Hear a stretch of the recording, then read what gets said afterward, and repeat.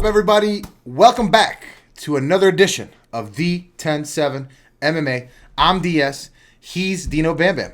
I'm Dino Bam Bam. What up, Dino? Well, I'm also Dino. You're Dino as well, yeah. Today, we've got a massive card for you. We're here to break down UFC 296. I am pumped. It's the last card of the year. We've got, it's shocking. It's kind of like, it's pretty early for the last card of the year, but let's get it. It's an absolutely stacked card. I love this I'm card. pumped for this. I've really done my research for this one. Not that I don't usually, but like I've gone above and beyond.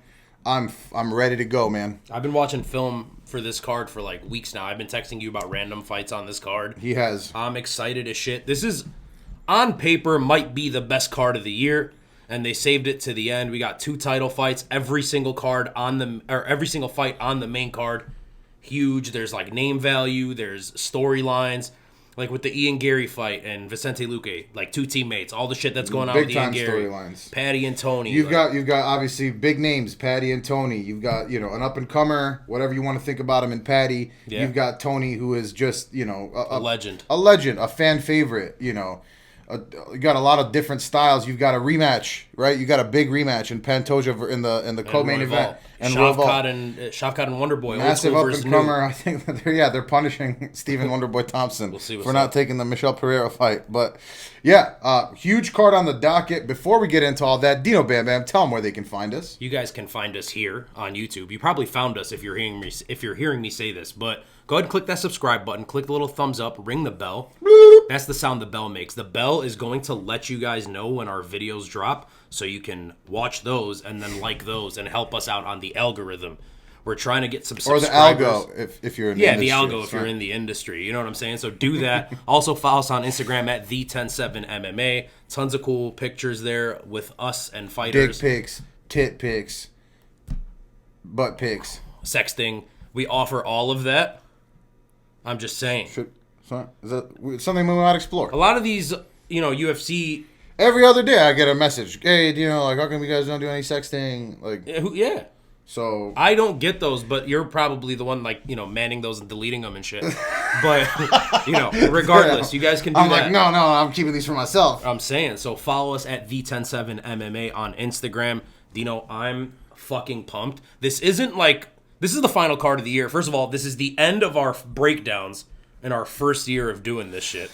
Yeah, man, that's crazy. Which is unreal to me. That's crazy. I'm glad we got here, but without further ado... Really quickly, it's not like a goodbye, because we're still going to have more content these next few weeks with our awards and all that shit. But our last breakdown. So let's get the fuck into it. Yeah, and it's been exciting, man. But, for the people that don't want to hear us yap about shit, let's get the fuck right into it. We've got 14 fights on the docket. I thought it was supposed to be 15. I don't know what fight was dropped. Let me see. Go up. No, I know. I always do that. We're using the goddamn SureDog setup. I got to talk to Guy at Tapology. This guy got fucking shadow banned from Tapology for whatever reason. First time I've ever heard that in my life.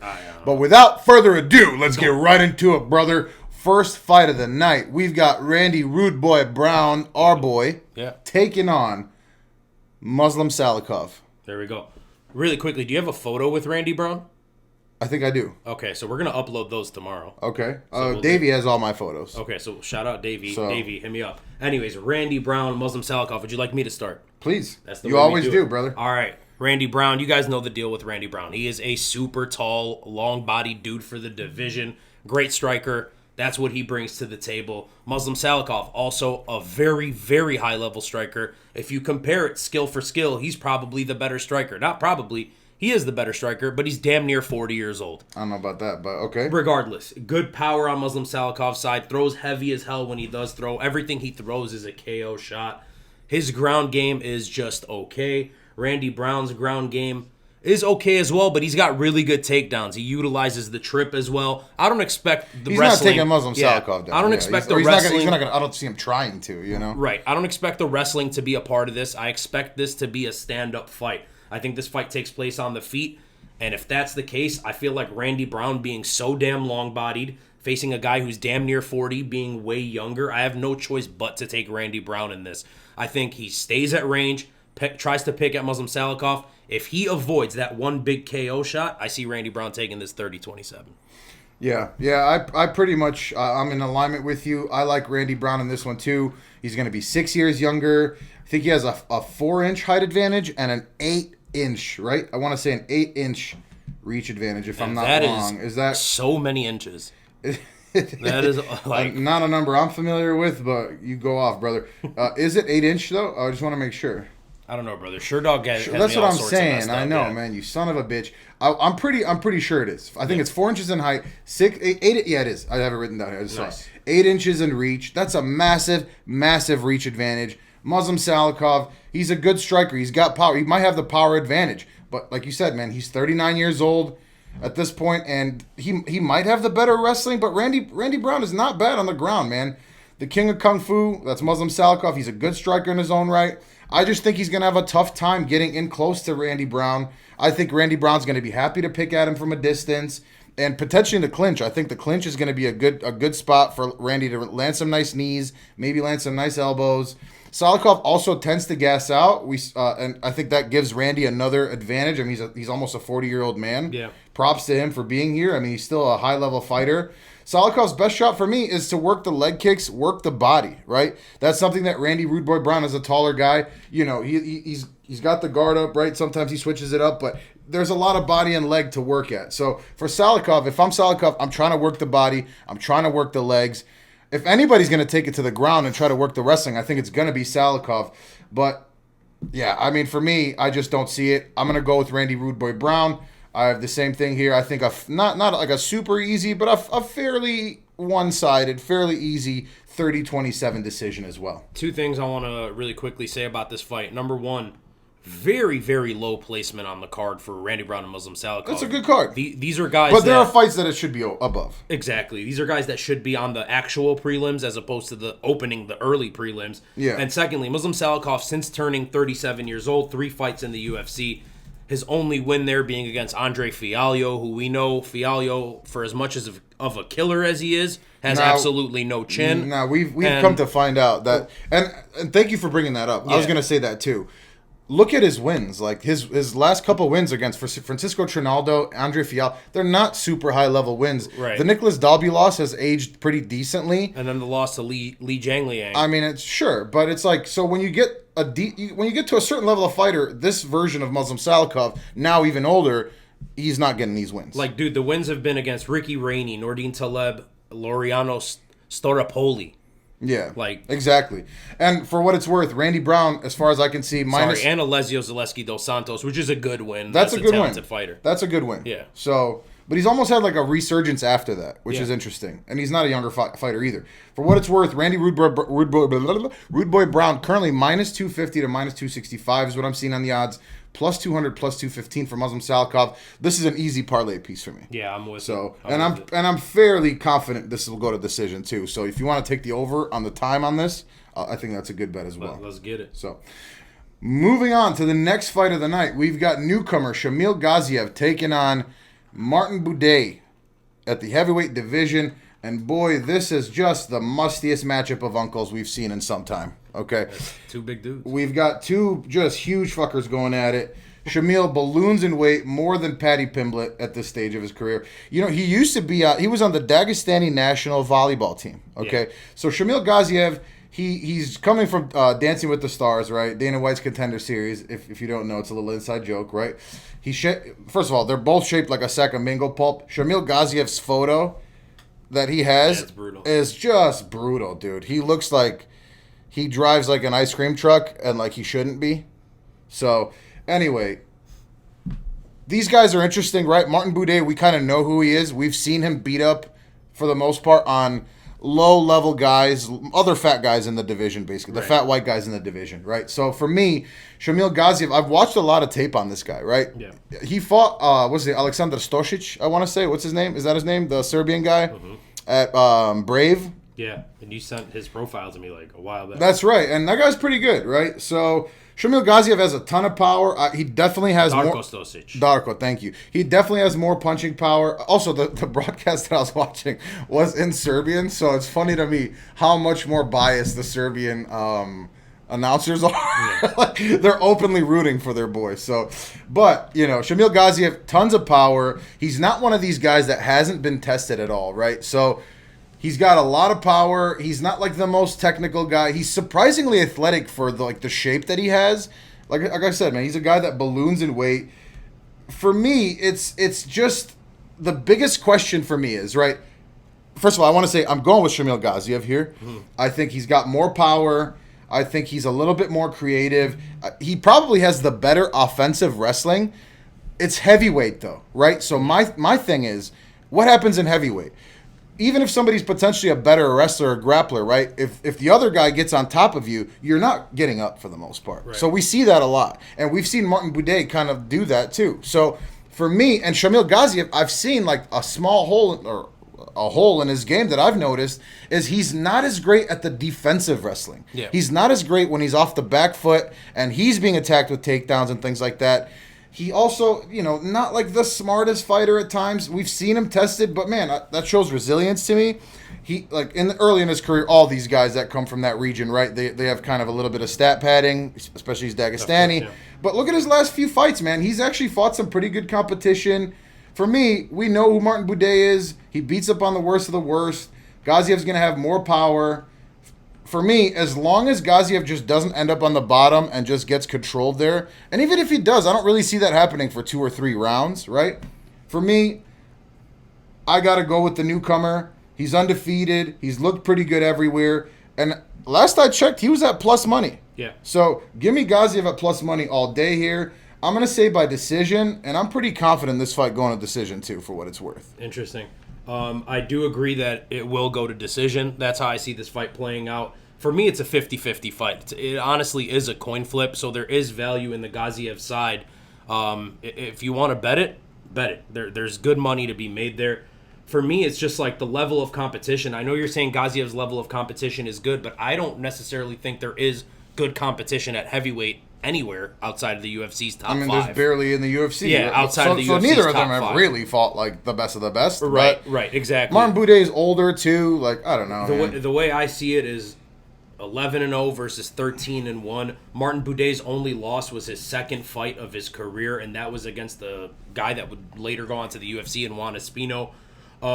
Yeah, I'm going Martin Buday, man, and I'll tell you, the reason I think Martin Buday wins this fight is just because he's 4-0 in the UFC. I know the level of competition, guys like Josh Parisian, Chris Barnett, not necessarily the highest level of competition. Yeah, I mean, but I got to go with what I see, and what I see is just a big body dude, and he's 4-0 in the UFC. I haven't seen him lose yet, right? I guess I haven't seen Gaziev lose yet either, but I haven't seen as much from him as I've seen from Buday. One more thing I do want to throw out there, though.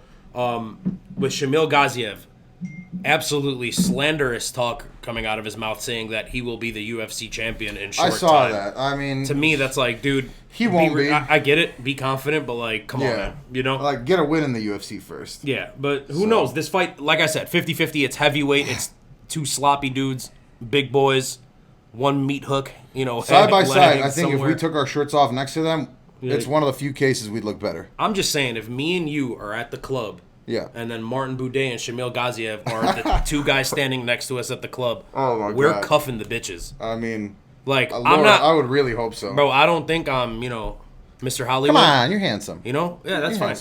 I know. Hey, my mom thinks I'm handsome. Okay, not a pretty fella, but your mom thinks you're handsome. Shout out 50. That's like the 1,000th time this year we've shouted out 50. But all I'm saying, 2 ugly dudes. It's 50. Hey, we're cuffing. We're cuffing the females if they're there and these guys are there. That's all. No question about that. They'll beat the shit out of us.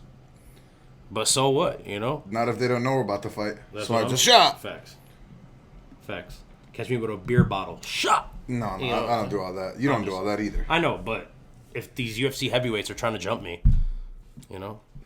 Moving on to the third fight of the night, we've got Andre Fili taking on Lucas Almeida at featherweight. Andre Fili, obviously a big-time veteran of the sport.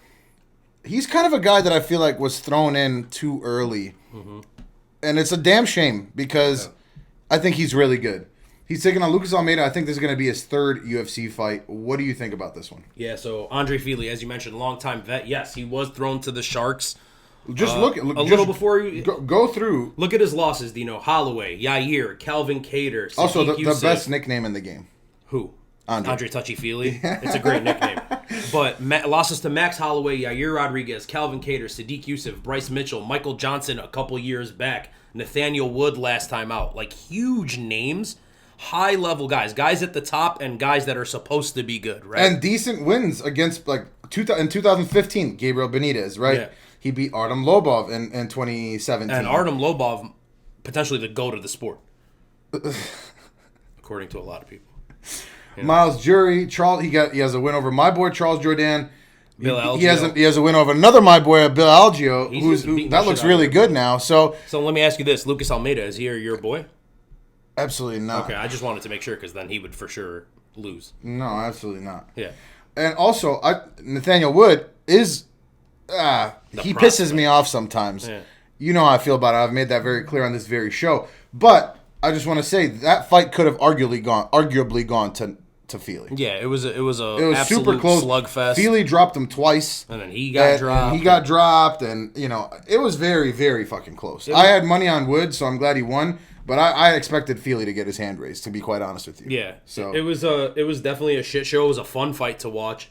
Look, he is hell of a fight. He's super technical at times.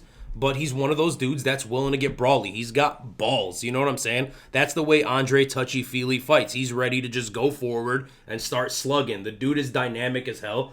He has two issues. The issue for him is, number one, is IQ. He's not necessarily the smartest fighter. And two, he's been cracked and we've seen him get dropped. His chin might be a little bit sus. Yeah, I agree. I have that written down too. Now, on the other side, Lucas Almeida, we know he's a striker. We know he's got absolutely humongous power for the division. He doesn't have a ground game. I was going to say, he's not a good grappler. It's two, like, both of them have glaring weaknesses, right? So for me, it's, can Andre Feely go in there and be smart and use his grappling that I know he has? Or is he going to be stupid and Lucas Almeida's going to clip him? I expect Andre Feely to be smart later on in his career now, which he's getting towards the end of his career, I guess. I expect him to be smart and use his grappling. It's not something that I've seen him do necessarily too much, but when he does do it, he is successful with it. I feel like he does do it, but it's only like when he ends up there.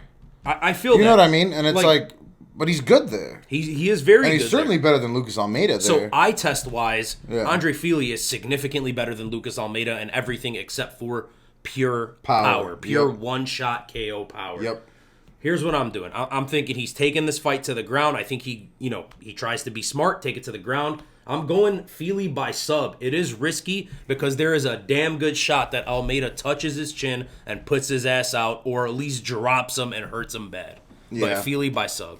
When's the last time Feely got a sub finish? That's a great question. While you look that up, man, I just want to say, I know he doesn't have the best record of late, but Feely, again, has fought the best of the best.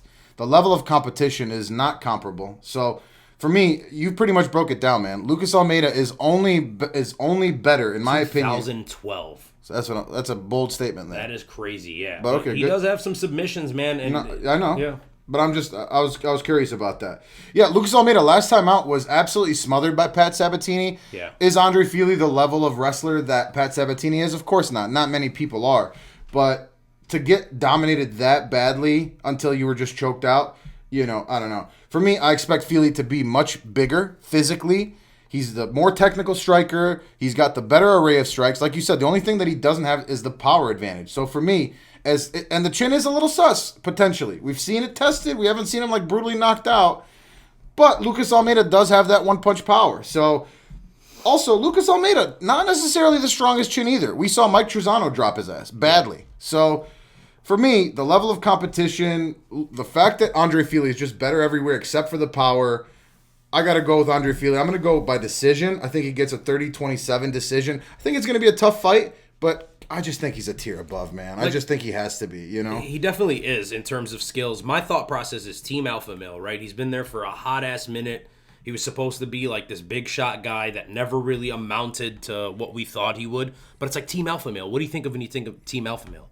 It's supposed to be dicks. Wrestling. Oh. Well, little guys, big dicks, right? That's what they say. But what I'm saying is they're supposed to be the wrestling guys, but you don't see it too often out of them. It seems like all they produce is strikers, but they're known for their wrestling. So it's like, maybe finally this guy puts it in. I think he'll work it. I think he'll work it, even if he ends up there by getting dropped. So, also, do you ever watch Drewski's auditions? The could have been records auditions? No. Oh, you would love that. I'm going to link you after this. I only thought of it because there's a skinny dude on there, and they're auditioning for Drewski, and Drewski wouldn't stop saying, he's like, skinny dude's got that dick, boy.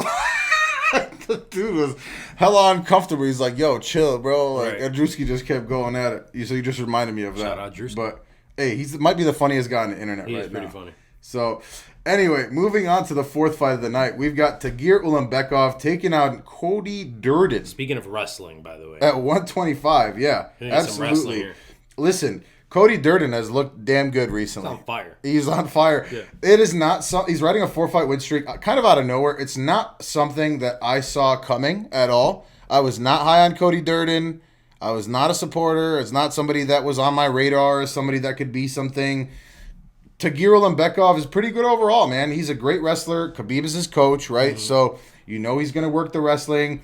But Cody Durden's a really good wrestler. That's his primary strength, too. Yeah. So Tagir Ulanbekov, not a bad striker. Probably maybe the better striker of the two. Mm-hmm. But I do expect Cody Durden to have a speed advantage, a pretty distinct speed advantage here. So I know it's flyweight, but Tagir Ulanbekov, he's a little slow for me sometimes, right? He's not the fastest. He's not a terrible striker. Tagir does throw in some nice kicks here and there.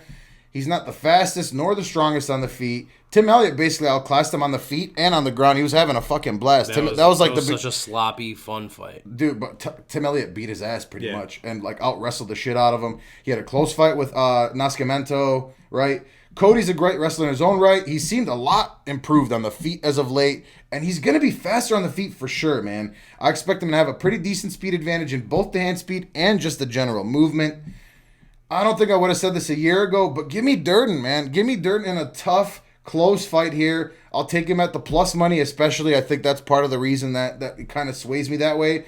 This is almost 50-50 to me. It's 50-50 to me, to be honest with you. But I just think he's going to be the faster fighter. I think he's going to land more on the feet. Neither guy has tons of KO power, so I don't really see either of them getting knocked out. I think Cody's striking gives him a little bit of room, right, with the speed, maybe to touch a little bit more and land more. The judges are going to appreciate that. He's got to be careful not to get choked out on the ground because Tagir Ulanbekov's a little bit longer than him, a little bit lankier. Yeah. It's going to be a really, really close fight. I've gone back and forth on this one a lot, but I'm leaning Cody Durden right now. I can't believe I'm saying that. I mean, I would have never said that a year ago. So. Yeah, I get where you're coming from. A year ago, I would think you're absolutely nuts for doing that. Right now, I'm still not sure, but yeah, right now I don't. Right, because Cody Durden, as you mentioned, has been on fire. 4-fight win streak. Before that win streak, I believe his loss was to Muhammad Makayev. Yeah, and then before that, he beat Arichilang. So it's like, there's no shame in losing to Muhammad Makayev. That's, the dude's undefeated. He's supposed to be this next big thing at 125. Right. It is what it is, but 5 out of 6 fights ain't bad, and 4 in a row definitely ain't bad in the UFC. And the loss to being to Makayev is right. It is what it is. And the last time out, he beat Jake Hadley. For what that's worth, I lost money on that fight. I'm still big on Jake Hadley, but I couldn't believe how that fight went. Yeah. Now, Jake Hadley did get a massive cut right on a bad spot above the eyebrow. How much did that affect him? Right. At this point, I don't expect it to be that close. That's what I'm saying. Tagir Ulanbekov, I do want to mention, it's really funny to me because when I think about Tagir Ulanbekov, he is, obviously he's a long-bodied, wiry dude, right? But he fits this archetype so damn well. It's like you look at him and you know exactly how Tagir Ulanbekov fights. Being that long-bodied and wiry. He's a little bit of a better striker, I think, than you would expect. That's what I'm saying, but I think that comes with the length, right? Being like that skinny, long-bodied dude. He's kind of slow for flyweight, though. He is definitely slow for flyweight. Well, because he's big-bodied. That's the Dagestani thing, right? They're generally going to be, quote-unquote, weight bullies. And I really am 50. I can't stress that enough. It's very 50-50 for me. I've gone back and forth. Look, I get it. The Tim Elliott fight was very telling for me, and it looks like when Tagir Ulanbekov is on the back foot and you're the one pressuring him with the wrestling and you're the one making it a scrappy dogfight, it's not that he backs out of it. It's not that he's not a dog, but he can be out-dogged. He's a little more flustered. That's what I'm saying. And to me, Cody Durden, if he's shown anything, he's shown that he's a dog. Yeah. So I'm going 29-28 Cody Durden as well. Wow, okay. Close decision. I actually had split decision here. I forgot to mention that. Sorry. Very interesting. Yeah, I expect them to bite down on the mouthpiece and go forward more than Segura and back off will. Yep. I was surprised there. I thought you were for sure going the other way. Yeah. Anyway, moving on to the 5th fight of the night, we've got 2 big-ass boys. We're at light heavyweight now. Mm-hmm. We've got Alonzo Menifield taking on Dustin Jacoby. Dino, what do you think about this one, brother? All right, Alonzo Menifield, as we know, again, another guy that you could just look at and you know what he's about. He is super athletic. He throws powerful as hell, throws bombs, and big as shit shots. Bro is fucking jacked, dude. Dude is thick-bodied and jacked and scary as fuck looking, and when he throws heavy. No question, but you know what is one thing? What is one that thing? You don't expect when you look at him, and the kind of and what comes along with the template that you're talking about right now. His cardio is pretty solid. His cardio is not bad, dude. Yeah, his cardio is pretty good. You expect those guys to gas out in the heavily muscled fucking super jack dude. Yeah. Like you don't expect to see that. Also, I don't think he's 6 feet tall. No, he's got to be like 5'9". 5'10", 5'9", exactly. Yeah, 100%. Maybe a little taller than 5, but he's not 6 foot. They haven't listed at 6 foot. I expect Dustin Jacoby to have a sizable height advantage, yeah. Which he will. Along with, all the things we just said about Menifield, great takedown defense. He's athletic to get up if he is taken down, right? So on top, the great takedown defense, the ability to get up when he is taken down, that allows him to fight the way that he does fight because he doesn't give a shit about being taken down. Yeah. He's confident in his defense and he's confident in his ability to get up. So that's why he's able to just plant and fucking throw big. He is also down to get brawly as fuck. Now, on the other hand, Dustin Jacoby. He will literally plant and start swinging. That's what I'm saying. Yeah. Dustin Jacoby, on the other hand, very high level, very technical in everything that he does. At one point was, I think, the best kickboxer in the world. Yeah, he was a very high-ranked kickboxer. Look, decent power, good speed. For a dude his size, he's pretty damn fast, and the technique is there. I thought... See, Dustin Jacoby's a weird case for me because on this show earlier in this year, I remember mentioning that Dustin Jacoby is like a my guy and that he's a dude to look out for. He was not that for me. And then he got kind of exposed, so then I gave up on him, and then he goes out and knocks out my boy Kennedy Nzechukwu, right? So he knocks out Kennedy, and I think very highly of Kennedy, but again, Kennedy's chin pretty damn sus. I was going to say, and I rewatched that fight, obviously. Yeah. It looked kind of like one of those weird knockouts where it was like, that's another Kennedy. Hit a jab? Like what? Right. Like a Kennedy knockout. So look, I don't know about Dustin Jacoby. I think I have to go based off what I know, and I know he's very technical, and I know he's very good. So I got to stick with that. I can't not pick Dustin Jacoby in what I think is going to be a kickboxing fight. And he's that guy in kickboxing, right? It should stay on the feet. If that's the case, the Hanyak wins this one. I'm not going to overcomplicate it. I'm going to go 3rd round TKO for Dustin Jacoby as he starts to pick at Menifield's body, pick at his legs, kind of break him down, slow him down a little bit where he's not as big throwing and the power isn't that much of a concern. Again, though, this is another fight on this card where I have to be like, but he can get absolutely fucking starched by Alonzo Menifield at some point. Yeah. Yeah. That's pretty much what it is. Alonzo Menifield has way more power. Is way less technical. I mean, again, Dustin Jacoby was at one point one of the best kickboxers on the planet. Okay, like in pure kickboxing. So this is gonna be a stand-up fight. I don't really see either of these guys. Like, if anyone is gonna try a takedown, it'll be Menifield. Yeah. I don't really see him doing that. I think he's got balls, and he's the kind of guy who believes in his own power and his striking.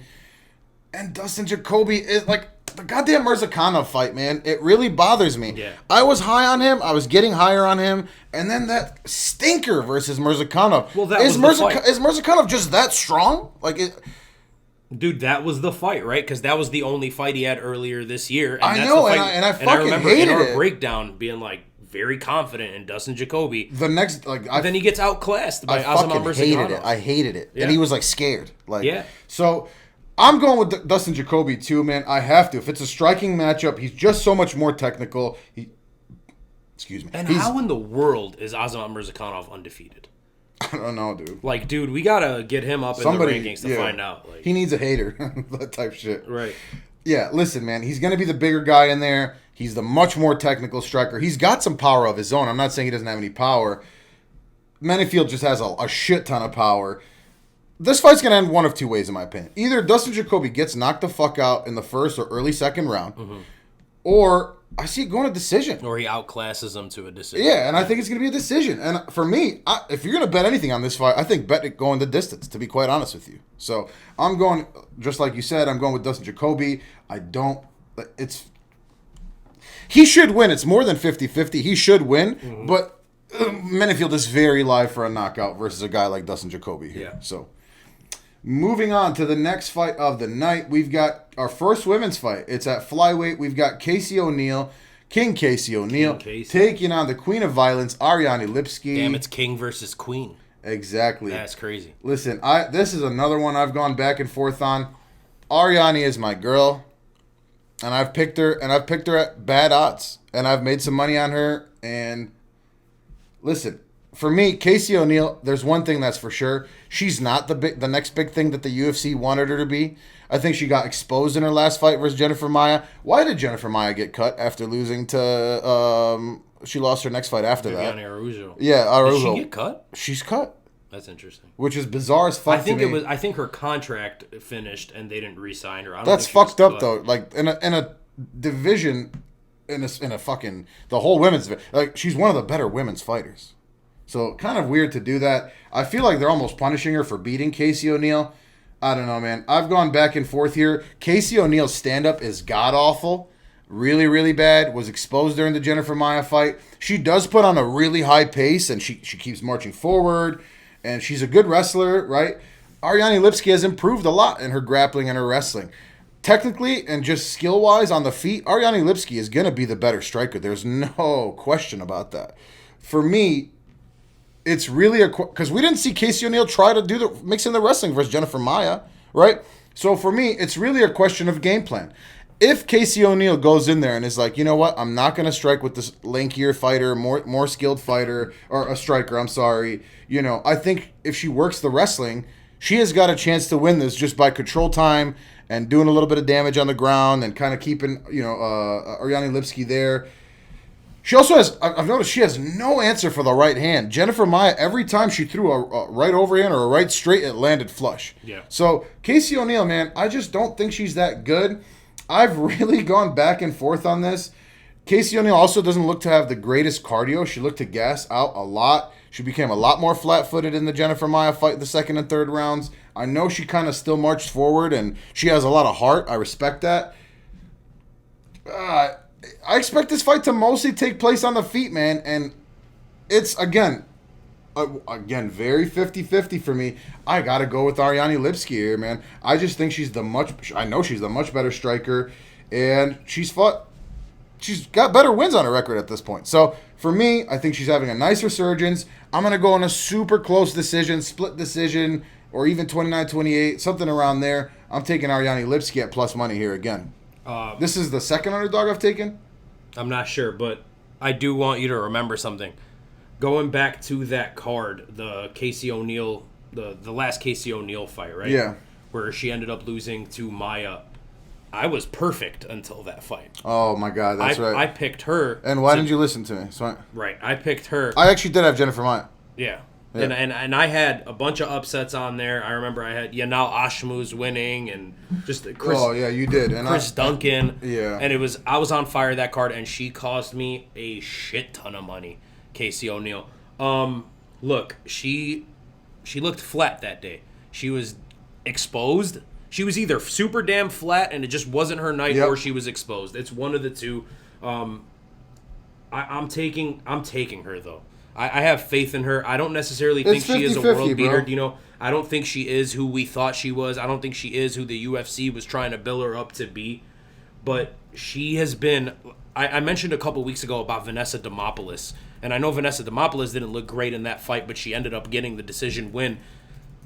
I said Vanessa Demopoulos was really living that life. And King Casey O'Neill is really living that life. She seems super damn committed. I don't know if Ariane Lipski is that committed. I don't have a reason to think she's not. Yeah. And I have seen improvements from her, which lets me think that she probably is.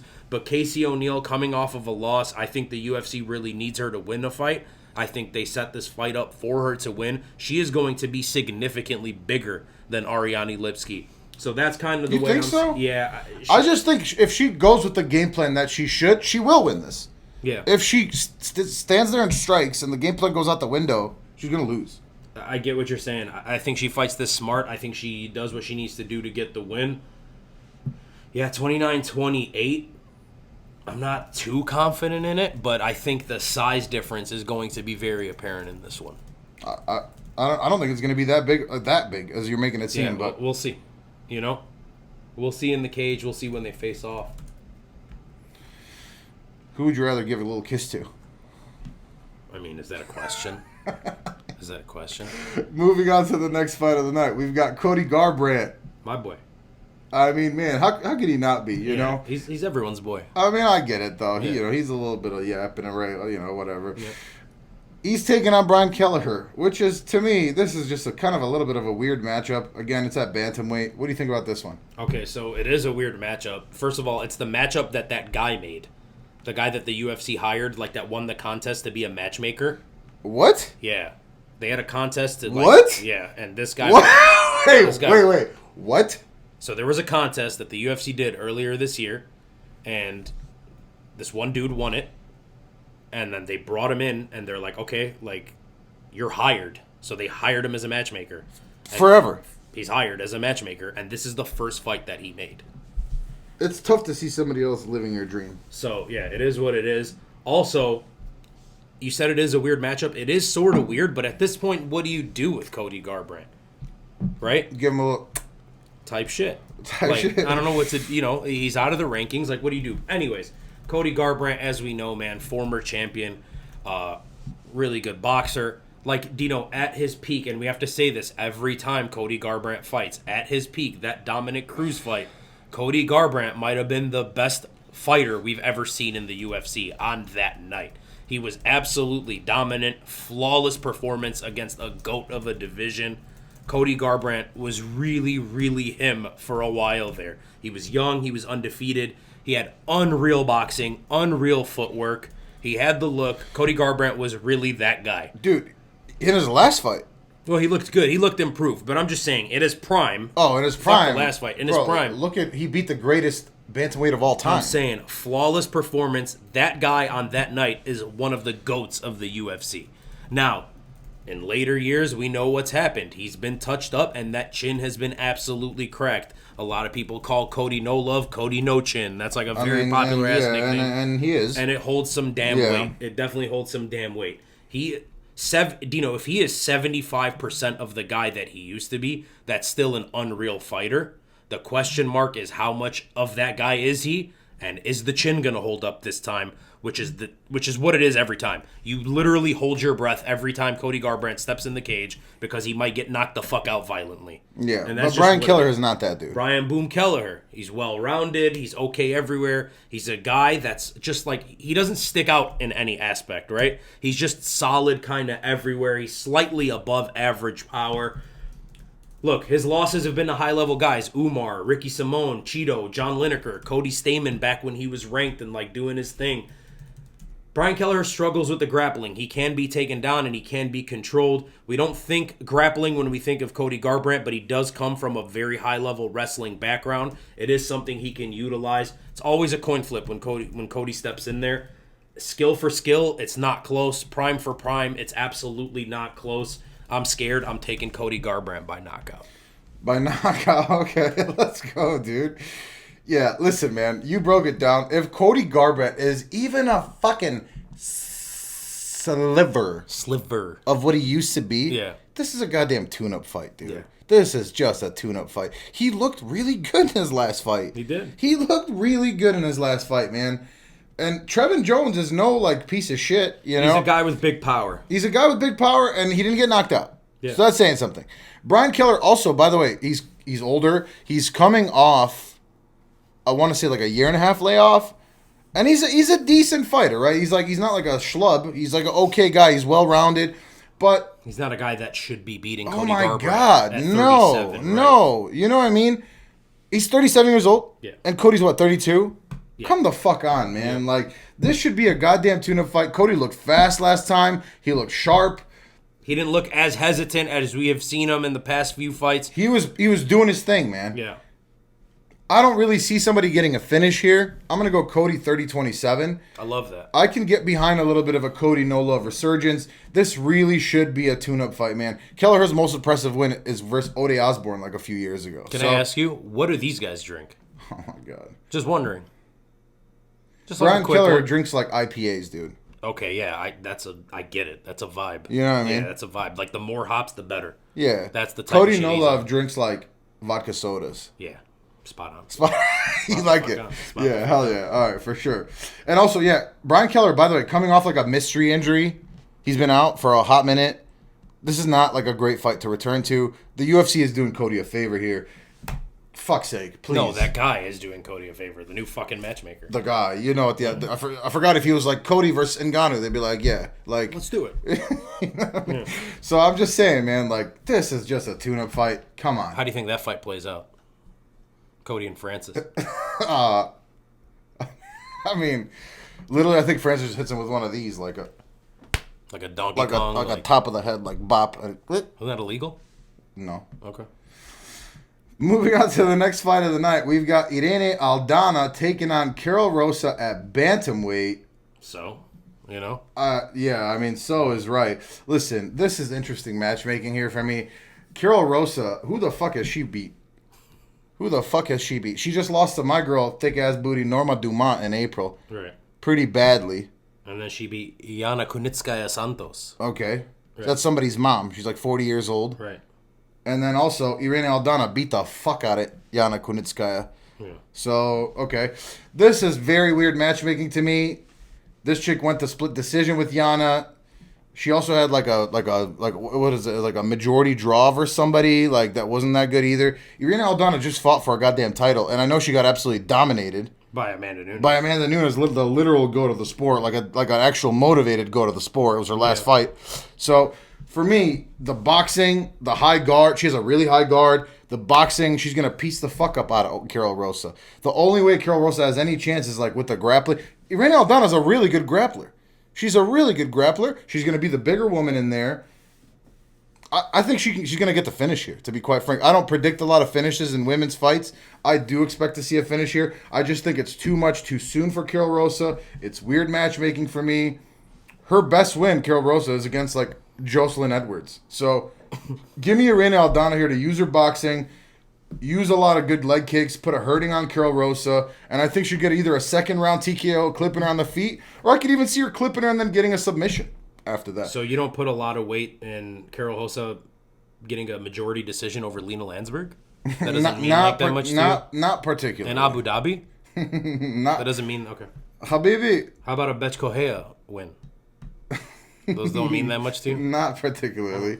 But that's my thoughts. What do you think? Yeah, do they mean a lot to you? They mean nothing to me. I don't really see a way that Karol Rosa wins this fight besides Aldana just being like over the hill and done. And like that's the only way I see Rosa winning this fight. I'm going Aldana. I'm also going via TKO. I'm doing it in the third round. I think she's going to wear on Rosa. She's going to outstrike her. She's going to show her power is legit. She's going to hurt her to the body, slow her down, and TKO that is. Hell yeah. And then we're done with women's fights for the year. Thank the Lord.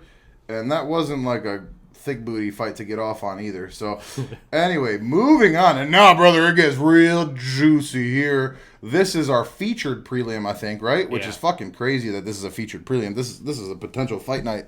Like with a good fight night card and this being the main event. Right? If you have like a strong fight night, this is a good main event. Yeah. So we got Josh Emmett taking on Bryce Thug Nasty Mitchell. What do you think about this one, Dina baby? All right, really quickly, this was supposed to be Josh Emmett versus Giga Chikadze. Giga tore his groin or some shit, and then it turned out not to be torn, and he could fight in like 2 months. But whatever, Giga pulled out. Bryce Mitchell took it on short notice. Giga got his soul taken. That's why. From here on out, Dino, there's 6 fights remaining, and I think from this point to the end of the card, there's a lot of fan favorites in every single fight, and it's like I feel like for the fan favorites we might be in for some damn heartbreak for the rest of the night and the year. I don't know why I almost said that Australian. For the rest of the night. For the rest of the night. But anyways, fuck. Hey, Emmett, super highly credentialed in his wrestling, but it's not a thing we ever see. Bryce Mitchell, not super highly credentialed in wrestling. It's the only thing he does. He wrestles and looks to do jiu-jitsu. Yeah, Arkansas wrestling is not something that's like it's not on the map a lot. Yeah, look, I don't fucking know, but all I'm saying, Bryce Mitchell, that's what he does, right? I see this fight playing out like this. I see Bryce Mitchell coming forward, being aggressive, hunting, looking for that takedown absolutely nonstop, and Josh Emmett doing what Josh Emmett does and throwing fucking humongous hooks at Bryce Mitchell. But they're not like looping, dude. No, but they're just big as shit. Look at him. Dude looks like fucking Geodude. Like, you know what I'm saying? He's jacked. Dude's absolutely fucking... He's got a weird body shape, and it's all muscles. Weird head shape, too. Everything about him's fucking weird. And one thing that really turned me off about fucking Josh Emmett, when he was fighting Yair in Australia, he was like, dude, I fucking love it so much here. You guys are the best. This is the best place in the world. It's like, fuck you, dog. Move there. That's how I felt. I felt like he was like shitting on America. It's like, go fuck yourself. Can a brother just sell himself? Like, can I just fucking sell him? He went overboard. Like, you can't cut a promo. Like, no. Like, I get it. Maybe he really enjoyed it. There. All right, then fuck off. You know what I'm saying? I forgot you can't like go fucking enjoy yourself. You can enjoy. I've enjoyed myself many fucking places. Imagine you had a side bitch. She sucks great dick. Okay. And then, like, what? You can't be like, man, you did a great job. Fucking suck the shit out of my dick. And then what? You can't just, like, still go back to your girl? No, because the way I see it, right, it's like at this point. You gotta marry this other girl? Yeah, because you hype this bitch up to be better than your bitch. Don't do that. If that's your main bitch, you can't hype this whore up more than her. But if it's just purely dick sucking. That's what I'm saying. Then fucking say that. Say like, oh wow, I really enjoyed your beaches. Cuisine, like your snakes. Yeah, what a fucking spiders. Yeah, this was nice. I can't wait. I'll be back for sure. Yeah, but see, okay, he didn't have to elaborate for you, my guy. Nah, look, I don't give a fuck. He hyped it up too much, so fuck Josh Emmett. I feel like he's a turncoat. He turned his back on America. He's for sure American as fuck. You're tripping. I don't fuck with it. I know he's an Arizona maybe guy. he's a turncoat when he's fighting fucking hick American ass guy Bryce Mitchell. Right. So who's more American? I mean, it's certainly Bryce Mitchell. All right. So in the fucking boonies of Arkansas. So that's that. You feel me? But anyways, I don't feel it. I feel like Josh Emmett's gonna throw big ass fucking shots. Bryce Mitchell is very susceptible to getting cracked. On the feet, Bryce Mitchell fucking sucks. I love Bryce Mitchell, but he is fucking bad on the feet. I saw a meme. It was like the uncle that's like squatting up at the cookout or whatever. Like, he had the same stance, and it's the same exact. It really was the same stance, and it was hilarious because that's what it was. Bryce Mitchell does not have it on the feet, but what Bryce Mitchell does have is very aggressive wrestling, very aggressive jiu-jitsu, and a fucking will. Like the dude he's willing to go in there and fucking die every time. Yeah. Is he as willing to die as somebody who tears their ACL fighting Shane Burgos in the first round and then continues to finish the fight? Look, put on a good performance? Is he as tough as that, you think? Are you trying to say that Josh Emmett is tougher? I think they're both fucking tough. That's what I think Josh Emmett is tougher, though. Okay, that's fine. He could be tougher. How did Ilya not get him out of there?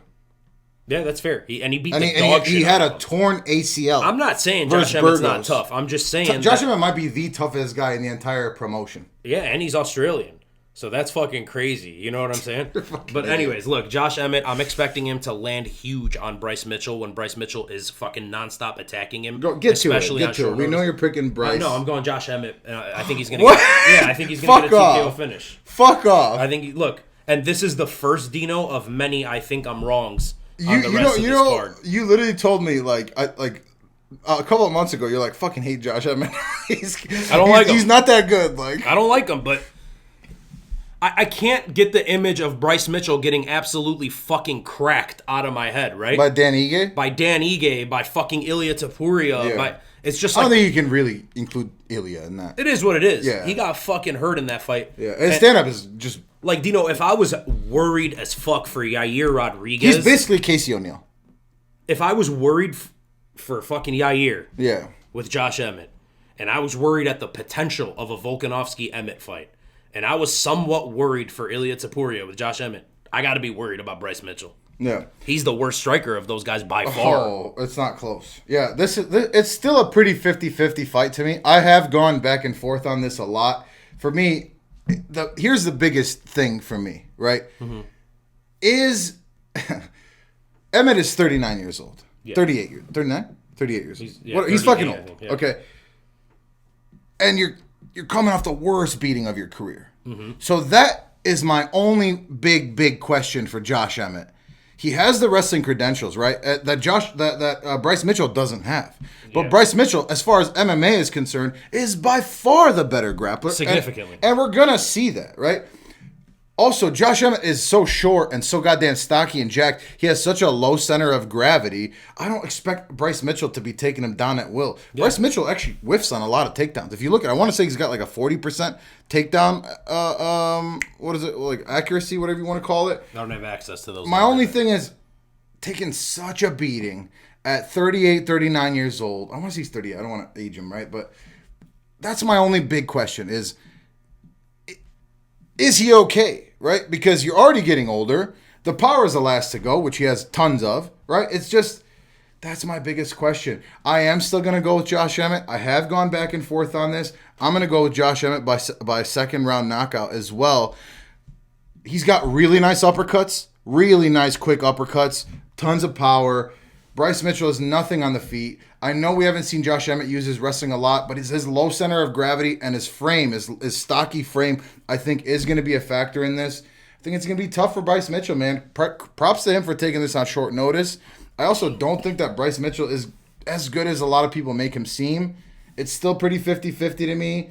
Also, one thing I want to say is Bryce Mitchell is not the kind of guy that goes for like ground and pound when he gets people down. He just takes people down, doesn't really land any strikes. He just goes for submissions. Yeah. So Josh Emmett, he's so fucking tough. I don't see him just giving up a submission. I know that Yair submitted him, I want to say. Yeah, which is weird. Like who the fuck is Yair? I know he's a black belt in jiu-jitsu, but, you know. Who's Yair subbing, right? Exactly. So, yeah, I don't know, man. Even if it goes to decision, I see Emmett winning. I've gone back and forth on it, but I'm going to go Emmett by TKO as well in this one, man. It's going to be a fucking fun fight, though, that's for sure. Yeah, so that's the final prelim. We're moving on to the main card. Dino, I just want to say we gotta speed this up. We're running deep on time here. Okay, let's speed it up. We got Vicente Luque versus Ian Garry at welterweight and the 10th fight of the night. This is obviously, as far as stories are concerned, the most interesting fight of the night, right? Outside of the octagon shit. Exactly. Yeah. Ian Machado Garry. I mean, I think one thing that we're gonna see, no matter how this fight goes, he's a young ass guy, and we've all heard the things that have been going on about him, right? The thing with his wife, her and her get, and is she busting it down for the Rizzler and all this thing? She might be. And then we've got the fact that did he not get knocked out by Shavkat, right? Yeah. Maybe Leon knocked him out, I've heard. Or like Leon said he landed a head kick, didn't quite land flush, didn't drop. I heard it was at Killcliff, so I'm just saying, and then the fact that he left Leon's gym, he got kicked out of there. The fact that he really wanted this fight and he used to train with Luque, so he's not very well liked right now. So one thing that we're gonna find out in this card is for sure, as far as Ian Machado Garry is concerned, how mentally tough is he? Yeah. Because if he's not very mentally tough, he's going to have a hard fucking time. Vicente Luque, in a lot of ways, I'll be honest with you, I think he's overrated. But I was impressed. Like, it wasn't the funnest fight, but I was impressed with his performance versus RDA. He took him down like 6 times. Mm-hmm. Like, that was very impressive. We haven't really seen Ian Machado Garry tested in that regard. Vicente Luque, the biggest thing for me is, like, what's Ian Machado Garry good at? The leg kicks are amazing. The kicks in general are super fast. He's got decent-ass power. I don't think he has necessarily one-shot KO power, but he's got really good power. And the type of guy that beats the shit out of Luque, and Luque, let's be honest, is a guy that has taken a lot of damage. Especially the Jeff Neal fight. The Jeff Neal. I wanted bleeding. Exactly, dude. And, I was worried about that his last fight. Yeah. And, it's not something that's just forgotten. It's something he's got to live with. Yeah. So we're talking about cumulative damage here, man. For me, Luque absolutely can beat him, and I've seen a couple people picking him. For me, I just can't, man. I have to go Ian Garry. I've noticed even in when he made shit up about what is it when he beat Neil Magny. Yeah. He seemed to channel that weird fucking energy and into a positive, and he was using it. He's beating the shit out of Neil Magny. Yeah. People don't really beat the shit out of Neil Magny like that. He also took Neil Magny down twice, I want to say. So for me, I can't really pick against him. The odds are fucking crazy here, but I'm going Ian Machado Garry early second round TKO here. I think he's gonna rock him. Luque is going to be against the fence. It's going to be tough though. Luque has a really high guard, man, and he's a well experienced fighter. It's 50-50-ish to me, so the odds are fucking crazy. If you're going to sprinkle something, sprinkle it on Luque. And I would sprinkle it on the over 1.5, actually, personally. Yeah. But I'm going Ian Machado Garry by TKO here. My thought process with this is if Vicente Luque was a full-fledged grappler with exactly his resume, but he was a wrestling/Brazilian Jiu-Jitsu guy, I would absolutely take Vicente Luque in this one. But the fact that he's a striker, the fact that he's a guy that fights scrappy, I can't trust him here. He's taken too much damage. The brain thing really has me tripping out. Even in the RDA fight, even though he looked good, he didn't look like he was. He didn't look like he really wanted to engage and take serious damage. And it's if you're worried, he wasn't going for it on the feet. That's what I'm saying. I didn't expect him to. Nobody expected him to grapple, but he did. Yeah, I don't know if Vicente Luque's his best bet is to grapple. But I don't know if he's going to be able to grapple Ian Garry, a guy that's much younger and much more athletic. And taller. What are we at time-wise? What were you saying? We're at 55 right now. Okay. Anyways. We'll get an hour 10. We got this. Look, so here's what I'm saying, Dino. I am really... Ian Garry pissed me off. And he pissed off and he turned off a lot of the MMA community. I want to see him get fucking slept. Right. A lot of the MMA community seconds that. Like, we want to see him get knocked the fuck out. We want to see him get hurt. It was a guy that we kind of just like, you either liked or you didn't really just think about. He was just there. And he was cringe at first. Him. Yeah, that's fine. You could be cringe. There's nothing wrong with being cringe. Some people like that. You could be cringe but not cucked, brother. But now you're cucked. Right. And cringe. To some people, it's like an endearing thing to be cringe. It's like Colby Covington made a fucking career off being cringe. That's Henry Cejudo. Henry Cejudo. For Ian Garry, man, that was really, really fucking shitty. It came off weird. It came off bad. And then the whole thing with the Neil Magny shit, you saw all that, right? That's what I'm talking about. That pisses me the fuck off, That's what I'm talking about. That really bothers me That was bad. the moment where I turned on Ian Garry. Yeah. He went from my guy to a guy that I fucking hate and I want to see lose. I'm rooting for Vicente Luque. I hope that he's reached out and apologized. That's fucked up, dude. I don't think he has. And I'm sure, and that's fucking brutal, dude. I think he's oblivious. I think he's conceited. Even Leon Edwards said I really hate that. He's cocky and conceited. Look, I'm rooting for Vicente Luque. I'm going Ian Garry round 1 TKO for the sake of this show, but I will fucking be rooting for Vicente Luque. Respect, man. Same here. Moving on to the next fight of that, we got Tony Ferguson, El Cucuy taking on Paddy Pimblett. Dino Bam Bam, what do you think about this one? So, continuing my sentiment from earlier, man, I said towards the end of this card, there's going to be a lot of fan favorites and a lot of potential heartbreak, and there is definitely big potential heartbreak here. Tony's not the same guy he once was, Dino. He went from he went from being the boogeyman of the division, the scariest guy in the UFC, an absolute super mega star, the guy that was supposed to beat Khabib, the guy that was, supposed to fight Conor. What a shame that never happened. To 6 fights in a row. Is that the longest losing streak in UFC history for somebody that was not cut? It has to be. Potentially. It has to be. Yeah, potentially, right? If we had a producer, that's something we could have been like, look it up. That shit Jeeves. out. Drew. Oh. Just saying. Shout out Drew. Drew better than Jeeves, for sure. But anyways, look. He's not the same guy. Prime versus Prime, this is an absolute murder scene. Oh, my God. This is a fucking massacre. Paddy's not good, dude. Yeah, this is a fucking massacre, okay? But now he's damaged, he's old, he's doing weird shit with David Goggins. The goddamn his cardio was never a problem. Ever. Why is he ever? I don't know. He was a cardio monster. Tony. And he's not gonna make you younger, bro. David Goggins also the mindset. I've never doubted his mindset or his cardio. That's what I'm saying. Yeah, Tony. I never thought of Tony Ferguson as a quitter.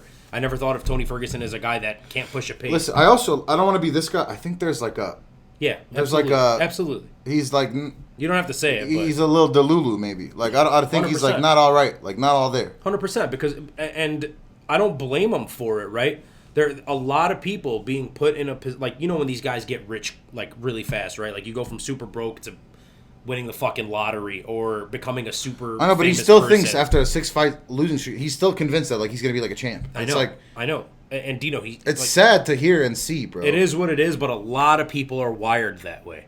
I know it sounds fucking nuts, but anyways, he's not the same guy. And then we have Paddy. He's young as hell. He's taken a year off. He's probably gotten so much better than he was before. I don't think highly of Paddy Pimblett. He definitely lost to Jared Gordon. He lost the Jared Gordon fight, dude. And Jared Gordon's not that good. Physically, though, Paddy looks to be in great shape. I think he's geared up for this one. I think the UFC knew exactly what the fuck they were doing.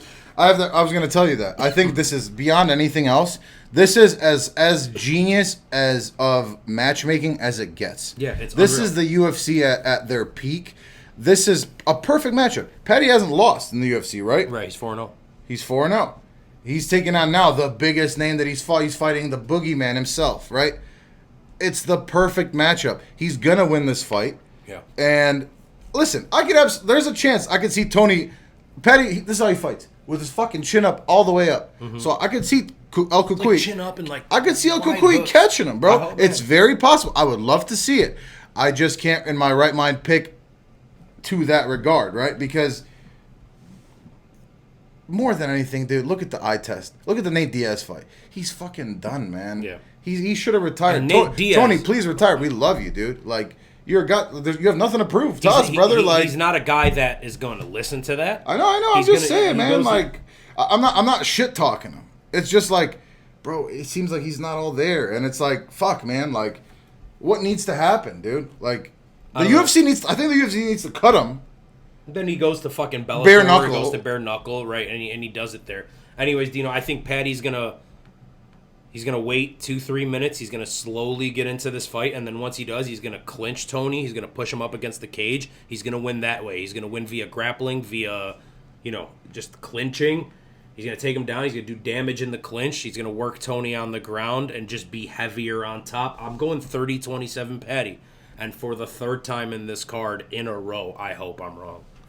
Yeah, respect. I mean, I've already given you some of my thoughts. Listen, I could see a 29-28 in the sense that Tony just has a little bit more, and he's a little too unorthodox in the first round and lands a couple good shots, but he's done after that, dude. Like, yeah. It's going to decision. Neither of these guys are going to get a finish. This is a lock, dude. Like, what are the odds on this one now? No idea. I don't have the odds opened right now. Okay. I do want to check it, though. Pimblett, Ferguson. Minus 333. About right, probably, to be honest with you. Okay, cool. Moving on to the next fight of the night, we have got Shavkat Rakhmonov taking on Stephen Wonderboy Thompson. This one's very straightforward for me, man. Shavkat. Shavkat. Damn. Yeah, listen, man. Shavkat is just so much better on the ground, so much better in the grappling. He's the best undefeated fighter. In my opinion, he's a future champ. He's the one guy that can beat Islam Makhachev, in my opinion, if Islam ever decides to, like, you know what I mean? Like, if they go toe-to-toe, like, his skill set is one, like, that could, I think, actually beat, because he's better on the feet, even though Islam's pretty good on the feet. Yeah. So I hope that he gets a title, and I hope that they somehow end up doing, like, a weight class super fight. For me, this is a punishment for Stephen Wonderboy Thompson. When Michel Pereira missed weight, and it's fucked up because, listen, part of the fight is making weight. Yeah. Right? Like, especially for a guy that's 40, looking to make this final run to the title, I'm not going to take a fight that is going to diminish my chances. And respect, he took a fight against somebody like Burns. Yeah. So, and Wonderboy's not a schlub on the ground, but Shavkat is going to be so much physically stronger. He's got bigger punching power. Does he have the array of kicks and strikes that Wonderboy does? No, he doesn't. But Wonderboy, I'm sure you've watched his recent fights, obviously. He's not the same Wonderboy. He's 40 years old now. He's more flat-footed. He doesn't have the speed. He doesn't go for some of the things that he used to go for. Even on the feet, even if it stays on the feet, I honestly see Shavkat winning just from pure power, you know? So, for me, this is straightforward. Shavkat can really win this in any way that he wants. He's going to get the finish. I see a sub in the second round as the most likely way. I could see a KO. I could see a TKO. Shavkat's winning this, man. It's unfortunate. Like, it seems like a punishment for Wonderboy, like I said, but Shavkat is going to end up at the top of this division. He is inevitable, in my opinion. Yeah, and that's fair. Look, and to a lot of people, as I mentioned on the MMA Casuals Guide, which you guys should check out on our channel, it's going to be linked for you. Unless you want to see me. Unless you want to see him. But look, for a lot of people, he is a future champion. And it is what it is. The guy is 17-0, I believe, all finishes. He is legit. He is well-rounded. He's good on the feet. He's good on the ground. He's good everywhere. And opposite to Islam Makhachev, for what it's worth, I don't think Shavkat Rakhmonov is a guy that's gonna be nitpicky when he gets to the title. I think he wants to fight the best guys. He does. I think he wants the toughest challenge. He's gonna be a guy that's gonna want to go up and fight. And he's the only guy that seems like he could slam Laura Senko. And she wants it desperately. But anyways, look, to me, like you said, Shavkat he's nasty on the feet. He's absolutely filthy on the ground. Wonder Boy, a lot of people have been saying he's not the same Wonder Boy, which how can you be when you're 40, right? I mean, I was very, very impressed with his fight against Kevin Holland. He'll beat most strikers. That's Dino, in a striking fight, in a kickboxing fight, a pure kickboxing fight, I'm taking Wonder Boy. But the thing is, when Wonder Boy does lose the striking exchanges, it's to guys that have the threat of grappling. So that's why a lot of people are saying they think Shavkat can win in a kickboxing fight. I agree. If this is a stand-up fight, I'm taking Shavkat. But if it was... Wonder Boy. No, Shavkat. But if it was strictly a kickboxing fight, sure, I'm taking Wonder Boy. But the threat of the takedown is enough to make Wonder Boy 100%. Hesitant. And you best believe he will be, dude. Yeah. He's going to be not scared. He's going to be apprehensive going into this, dude. You absolutely have to be, okay? He'd be stupid not to be. Dude, it is what it is. I think about after a calm minute or two to start the fight, I think Shavkat's going to land something big. I think he's going to hurt Wonder Boy, and then a massive flurry, and the ref's going to have to step in. I'm going round 1 TKO. Respect. I was leading round 1 too, but I went early round 2. Moving on to the co-main event of the evening, we've got Alexandre Pantoja taking on Brandon Royval. This is obviously a rematch of a fight from a couple years ago. It's a flyweight title fight. Dino Bam Bam, what do you think about this one? Yeah, so earlier on in our first episode, when we were doing the champions at the end of the year, I remember I picked Alexandre Pantoja to be the champion at the end of the year, and how fitting that he's fighting literally at the end of the year. Yeah. Right?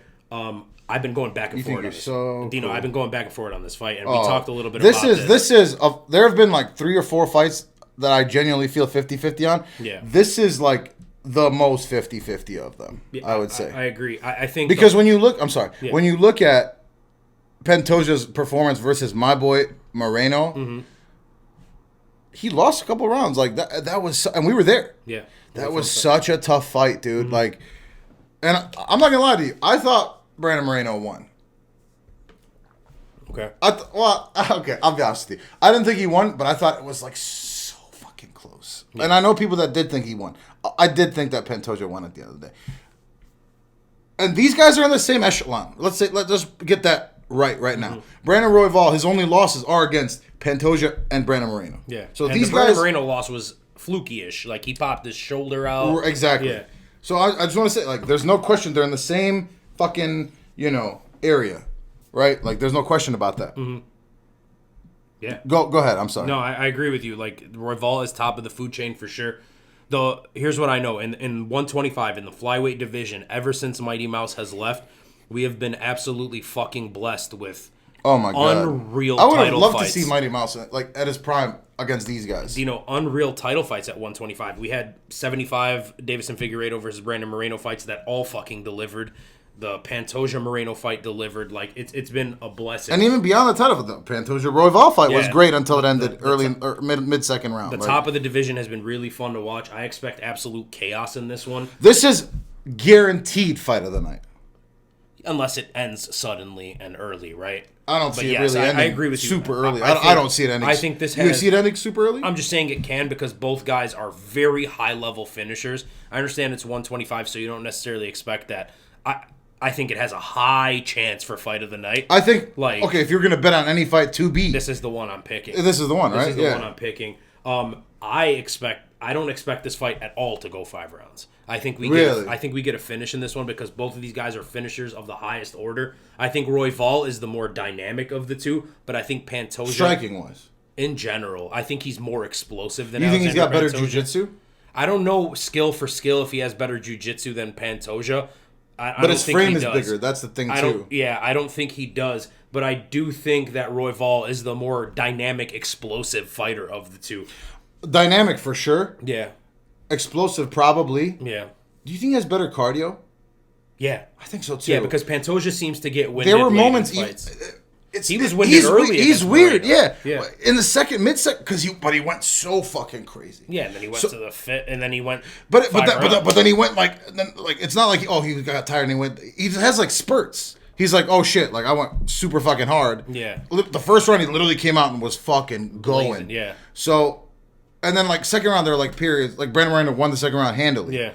And then third round, like it was like, oh shit. Yeah. So it's not like he's done, but like he needs a little time sometimes. A little rest, yeah. So these guys both love chaos. That's what I'm saying, and that's why I expect chaos in this one. That's the first thing I have written on my shit. So, anyways, Royval makes it seem as if he's fighting like hurried at times because he's fucking frantic when he's in there, and that leaves him really open. Brandon Royval is a guy that because he overshoots his strikes, which is what caused him the first fight. What does Pantoja love to do? Take your back. Take your back. Thank you. That worked so good. I was hoping you get that. Yeah, that's his whole shtick. So that's what I'm saying. So when you overshoot strikes like that leaves you so open. So if Royval is smart, he can't do that. Yeah, he can't do that. He needs to not overextend. He needs to fight patient. Because Moreno he'll accept that, right? Brandon Moreno. Yeah. Yeah. Whereas like if you can't overshoot like that against fucking Pantoja, he will take your back immediately. That's all he wants to do. Look, I think both guys have improved significantly since the last time they fought. It wasn't that long ago. Maybe Brandon Royval learned and doesn't make that mistake of overextending. I know it sounds obvious, Dino, but I think this fight is going to go to the guy. Like, the guy that makes the first mistake is the guy that's going to lose this fight. Like, that big, crucial fucking mistake is going to happen at some point, and I think it's curtains at that point because both of these dudes are finishers. Dead-ass coin flip since they fought not long ago. I don't have a choice but to go Pantoja. To my boys, good luck to both of them. Yeah, I was going Pantoja the whole time until about 15 minutes before I came and saw you today. I have to go with Royval. He was fucking winning that fight handily until he got his back taken. Mm-hmm. So for me, if he just has a little bit of a better game plan and doesn't overshoot on his strikes, man, doesn't overcommit to the strikes, I think he can win.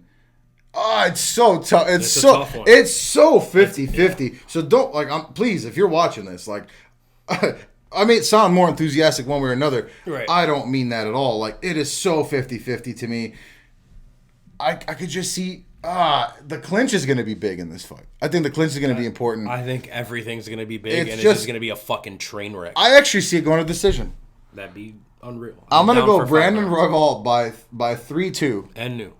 Decision and new, and it's gonna be fucking crazy. And then we're getting a trilogy.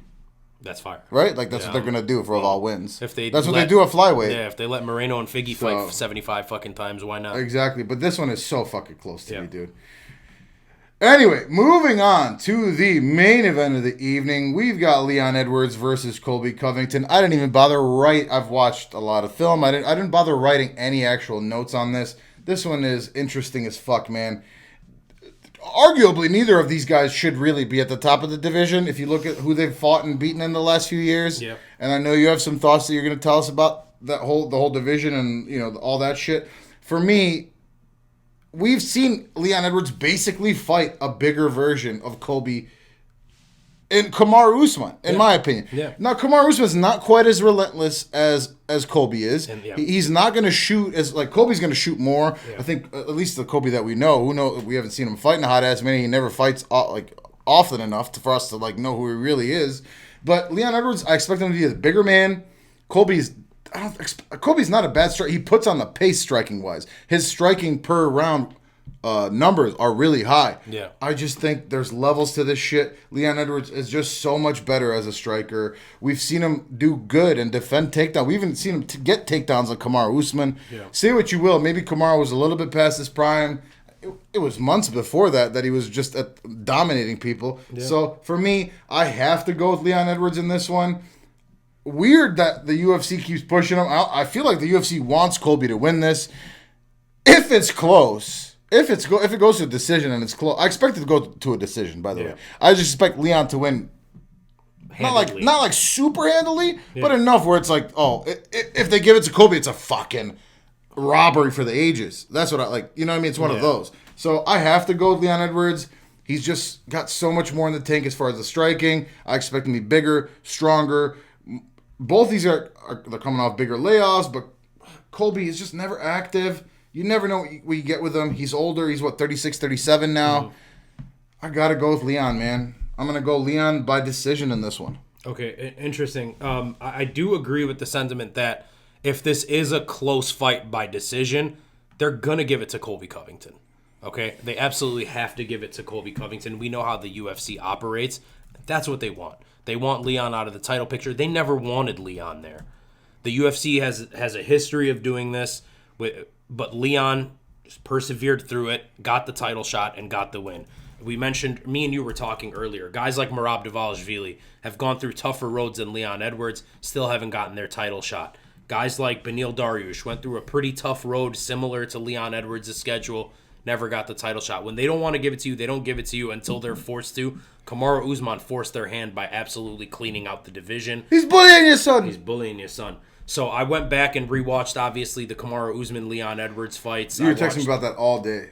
Because I've watched I've watched like 30 rounds of Kamaru Usman in the last few days. Because I'm watching the Colby fights and I'm watching the Leon fights. Yep. Interestingly enough, in the 13 rounds that Leon and Usman have fought, I think Usman won around 9 or 10 of those.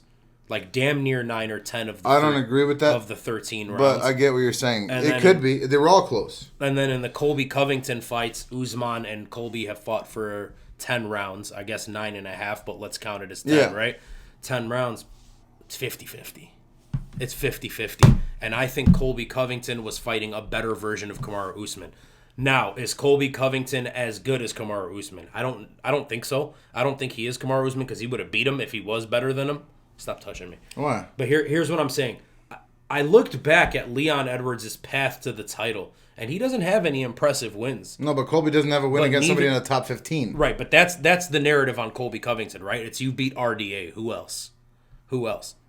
Well, if you take Usman out of the situation, who has Leon beat? He beat the same RDA. He beat an aging cowboy. He beat fucking Gunnar Nelson. So okay, so then if we're looking at Usman, Leon beat Usman. And Colby lost. I agree. They both fought him twice recently. Look, I get it. My thought process is this. We just saw Usman versus Hamza, right? Clearly not the same Usman. You watch Leon Usman 3. It's clearly not the same Usman from Usman Leon 2. That Usman Leon 2 Usman, while he was Leon dominating, was getting fucked up in that while fight. he was he dominating lost the that first fight. 4 rounds. Right, while he was dominating that fight, that wasn't the same Usman we saw just fight Colby or Burns or Masvidal the second time. Usman has quickly declined, and I've been thinking about it. I think the welterweight division has been overhyped for years. You're right, man. It's a lot of name value. Like Bilal is at the top of this division, and that's all you need. That might be the be-all, end-all to the argument. That's what I'm saying, right? Look at the guys who have been getting title fights. It's a Colby Covington who hasn't fucking fought anybody. That's probably why they do it, because they're like, we know the rest of the division is trash. Right? Do you know we need Shavkat. Do you know Shavkat needs to come clean house, bro? A Colby Covington that hasn't beat anybody, right? A Leon Edwards that nobody fucking likes. Does Shavkat clean house? Shavkat's the next champion. He's the next champion. He cleans house. If it's not Colby right now, and if it is Colby right now, Shavkat's the champion by this time next year. Probably. Islam never fights him, right?